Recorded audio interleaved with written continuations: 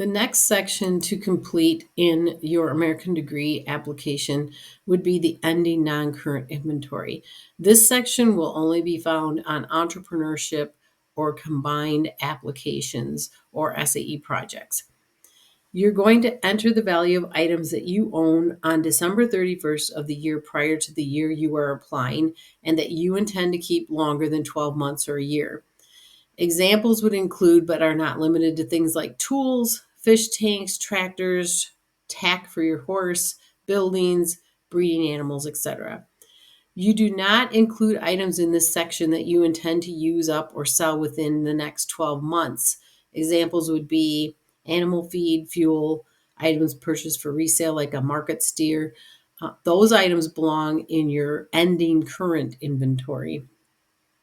You're going to only include items in this section that are directly related to the SAE project or projects that you've included in your American Degree application. If you have items that belong to other SAE projects that you did not include in this application, do not list them. For each of the following sections, you're going to fill in a description, the quantity, that's how many you have, and a depreciation claimed boxes if applicable. You can add as many lines as needed to each inventory section by simply completing one line and clicking the Add button.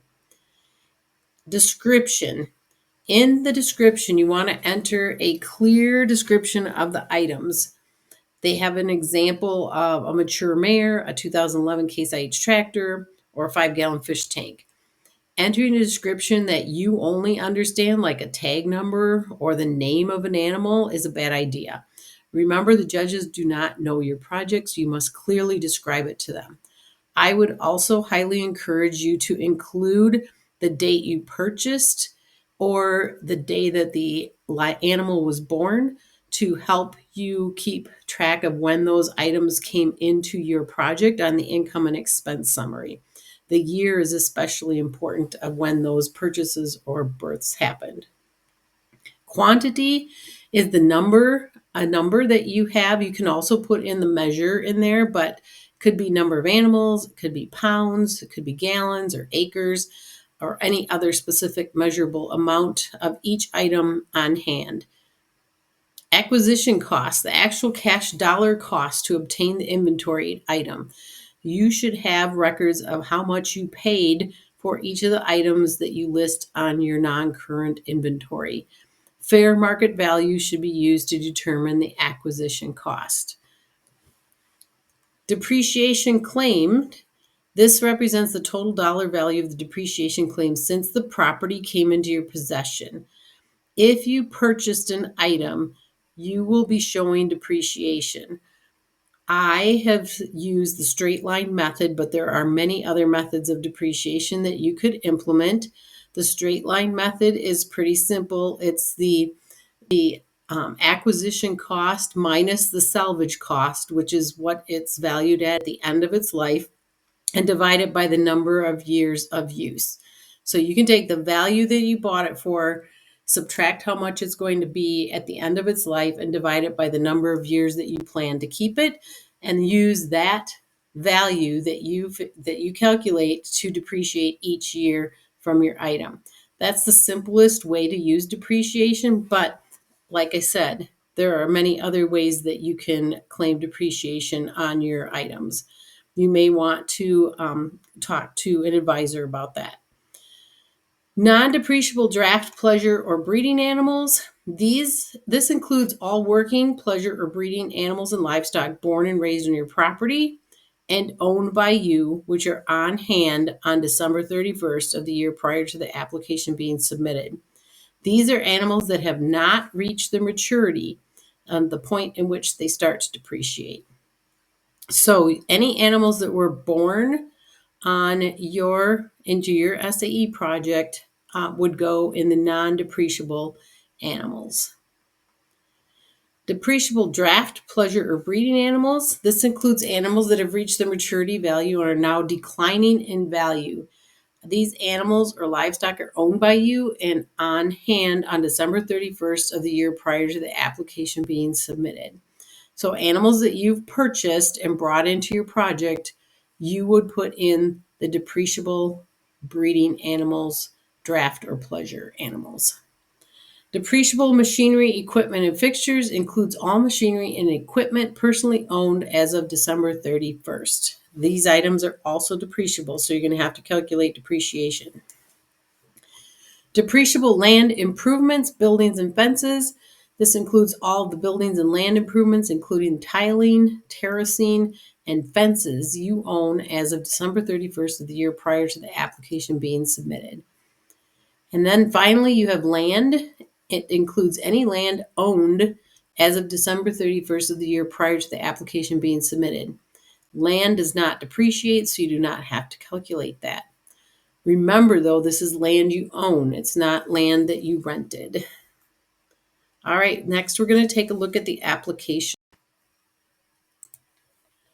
This is the ending non-current inventory page, and it inventories E, F, G, H, and I below, and they are non-current assets only, things that you plan to keep for longer than a year. And remember, it's only your share. So if you are in partnership with a sibling or your parents and you only own 50% or 33%, you need to only record what the portion that you own, not the total value. All right, so couple reminders. You're going to only list inventory on hand on December 31st, 2024 in this situation. But it's the last year of records and December 31st. Entries are saved as you add and edit each row. So here's the add button. Do not use decimals. You're only using whole numbers.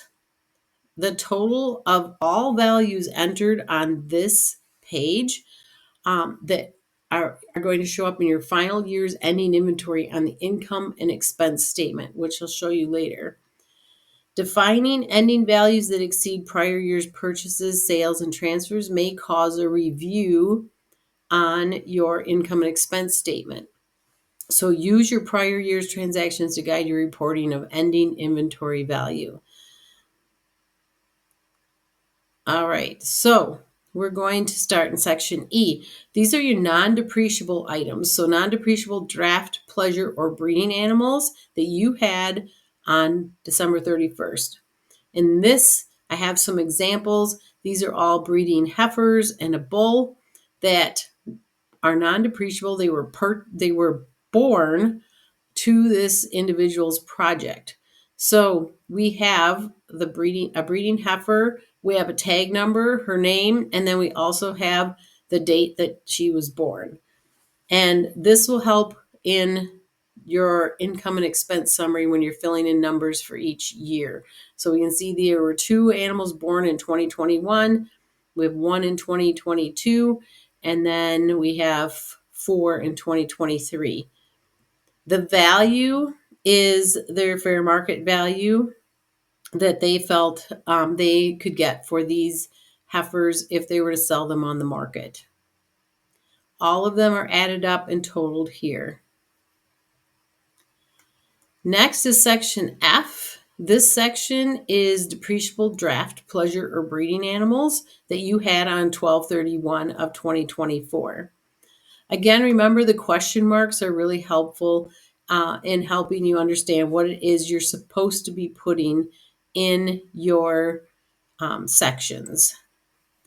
And this section is going to be depreciable. So you'll see we have an acquisition cost and depreciation claimed, and then the total value, which is the acquisition cost minus the depreciation. And that will be this will be calculated for you once you enter these 2 numbers. One thing I should mention up here is that if you have other livestock such as sheep or swine, you would put your breeding ewes or your breeding sows here, your boars, and rams. So that's where all of your breeding stock would go. If you have a horse and it had a foal, you could put the foal here as well. All right, so this is the depreciation part. So these animals were purchased and brought into the SAE project. So we have the age of the animal, we have a tag number, we have a name, and the date that they were purchased. And this is how it is all along here. Now you'll notice most of them are cows till we get to the bottom, and then we have a couple of breeding heifers. So these were heifers that were actually bought and not born into the project. So the acquisition cost and then the depreciation claimed. And again, you can determine how you want to calculate depreciation. Depending on when they were purchased, the depreciation can fluctuate a bit. Like this one, if it was born in November of 2023, and you're keeping the dates, this animal's just over a year old, it might should not show as much depreciation as one that's older. And again, it works really well if you use the straight line method for depreciation and you take the value you paid for it minus its salvage value at the end of its life, and then divide by the number of years you plan to keep that cow. That'll give you a number that you can depreciate each year that you have that animal. So these are just examples of a number of cattle and their acquisition cost and their depreciation claim. Now, if you buy a group of cattle together, that's fine. You can group them all together as long as the acquisition price, depreciation, and their value is all relatively the same. If you, yeah, and you can keep track of every animal here. This list can get as long as you need it to be, depending on the size of your project. Now, if you have other projects, you can also add in animals, like if you purchased ewes or goats or pigs, those can be entered here too. Be careful with your horses. Like I said before, if you bought a horse and you're training that horse and hoping to increase its value, do not put it on this page. You're going to put it on the current inventory page. So if you did not watch the ending current inventory, please watch that to show that shows you where you should put your horse if you're going to appreciate it in value. Section G is on depreciable machinery, equipment, and fixtures that you had on December 31st. Here's a number of items that you can look at. Make sure you include when you purchase them. Like I said, it will help on the income and expense summary, so that you know when you made these purchases, and they show up in Section 4 on the income and expense summary. This also helps you calculate your depreciation, especially if you're using the straight line method, because you'll know how many years you've had it and how many years you need to show depreciation for. So again, you're going to put in the acquisition cost, how much you have calculated to depreciate, and then the total value will be calculated for you. And this section is totaled just like the previous sections. Section H is on depreciable land improvements, buildings, and fences, what you have on December 31st of your last year. And then this has examples of some panels and some fencing and a shelter that was purchased for this project. This is where those types of things go. Again, use the question mark to look at the types of things they're talking about.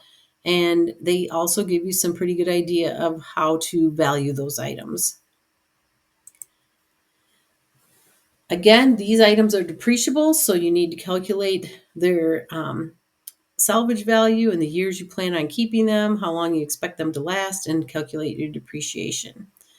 The final section is for land. If you purchased land, this is where you would put it. It does not depreciate. Although remember, it's land you actually bought. It's not land that you're renting. So you could put, maybe this individual purchased some pasture land for the cattle, and you can put in, maybe purchase 10 acres. If it was $1,000 an acre, it'd be $10,000. And then you can add it. And it looks like this. So all of these numbers, that the totals in each section, are all added up, and they will show up on the income and expense summary in the non-current inventory section down in section 4 on that page. All right, next we're going to take a look at the application. So I just wanted to show you what the total, where the total shows up on the income and expense summary. So this is the income and expense summary page. And this is going to include the years that you've selected from the instructions page on your basic setup page. So this application goes from 2018 to 2024. Do not use decimals, or you're only going to put in whole numbers, and then use the tab key to go to the next cell that will accept entries. So remember, our current inventory total showed up here. The non-current inventory total shows up down here. This is section 4, non-current inventory. And so this is where your beginning inventory comes from your basic setup page. And then when I was telling you to keep track of when you purchased items and when you, it also would help if you kept track of when you sold them. That helps fill in these sections right here. So these are purchases that were made. And so it helps if you can go back to that non-current inventory page and see what items were purchased in 2018 through 2024. And then you know what to put in these boxes here. If you sold items, then you can put the sales of those items down here. So your on your non-current inventory, I guess you wouldn't put a sale date because you wouldn't have it on your inventory any longer if you sold it. So this is going to be for items that you had purchased previously and then you turned around and sold them. So it could be some older cows that you had or pieces of equipment that you had.